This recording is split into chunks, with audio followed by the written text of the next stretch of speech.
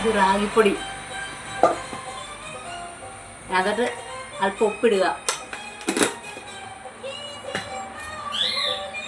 സവോള, ഇഞ്ചി, പച്ചമുളക്, തേങ്ങ ചിരണ്ടിയത്, ബീട്രൂട്ട് ഗ്രേറ്റ് ചെയ്ത്, മത്തങ്ങ ഗ്രേറ്റ് ചെയ്തത്, ഇതെല്ലാം കൂടെ ഇതിനകത്തോട്ട് ഇടുക.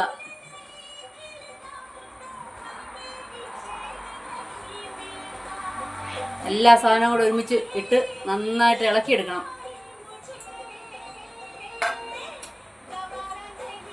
ഉണ്ടോ? ഈ നന്നായിട്ട് ഇളക്കണം.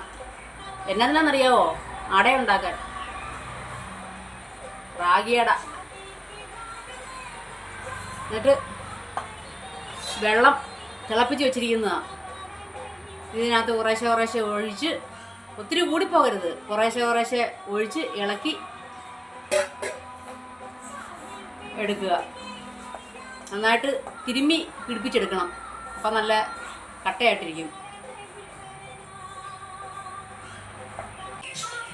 ഇതുപോലെ ഉരുട്ടിയെടുക്കണം. എന്നിട്ടുണ്ടല്ലോ വാഴയില എടുക്കുക. വാഴയിലോട്ട് ഇത് പരത്തി പരത്തി വെക്കണം. ഇലയിൽ ഇതുപോലെ നന്നായിട്ട് നമ്മുടെ ഇഷ്ടത്തിനനുസരിച്ച് പരത്തി എടുക്കുക. കട്ടി കുറച്ച് പരത്തിയാൽ മതി. എന്നിട്ട് ഇച്ചിരി നെയ്യും മുകളിൽ കൂടെ ഇച്ചിരി തട്ടി കൊടുക്കുക. എന്നിട്ട് തവയിലോട്ട് എടുത്തിട്ട് മടക്കി കൊടുക്കുക. ഇതുണ്ടോ? ഇതുപോലെ ഇരിക്കും.